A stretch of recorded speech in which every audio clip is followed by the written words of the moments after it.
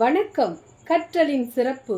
கற்றவர்கள் எப்போதும் சமூகத்தில் உயர்ந்த இடத்திலே மதிக்கப்படுகின்றனர். ஒருவரிடம் எவ்வளவுதான் செல்வங்கள் கொட்டி கிடந்தாலும் கல்வி செல்வம் இல்லையேல் அவரிடம் உள்ள ஏனைய செல்வங்களுக்கு மதிப்பில்லை.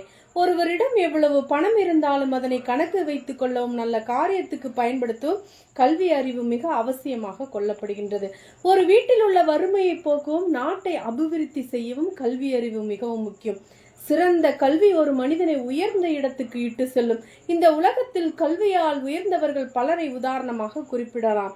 அவர்களுள் doctor Abdul Kalam, Aristotle, Ambedkar, Abraham Lincoln, Plato மற்றும் சாக்ரட்டிஸ் போன்றவர்கள் குறிப்பிடத்தக்கவர்களாவார்.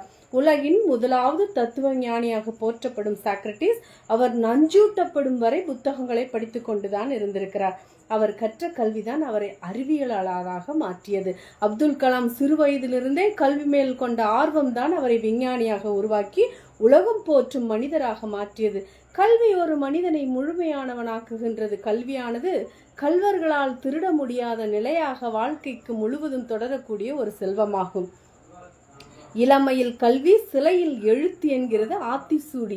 அதாவது இளமையில் கல்வியை நன்றாக கற்கும் போது அக்கல்வியானது நம்மை உயரிய இடத்துக்கு இட்டு செல்லும், உயர்ந்த பதவிகளை பெற்றுத்தரும். ஒருவர் சிறந்த கல்வியை பெற்று உயர்ந்த பதவிகளை பெறும்போது பொருளாதார ரீதியாகவும் சமூக ரீதியாகவும் அவரது வாழ்க்கை தரம் உயர்வடைகின்றது. கற்க கசடர கற்றவை கற்ற பின் நிற்காதற்கு தக என்கின்றது திருக்குறள். நாம் வெறுமனே கல்வியை கற்றல் மட்டும் போதுமானதல்ல, கற்ற கல்விக்கேற்ப வாழ்க்கையில் நாம் ஒழுக வேண்டும். நாம் பெற்ற கல்வியை அனைவருடனும் பகிர்ந்து மற்றவர்களும் வாழ வழிவகை செய்ய வேண்டும். கல்வியினை பெறுதல் ஒவ்வொருவரினதும் பிறப்புரிமையாகும். அந்த கல்வியை மேம்போக்காக கற்காமல் அதிக சிரத்தை எடுத்து கற்றால் மாத்திரமே வாழ்க்கையில் உயர்ந்த நிலையை அடைய முடியும். எனவே கல்வியை ஐயம் திரிபுற கற்று சீரும் சிறப்புமாக வாழ்வோமாக.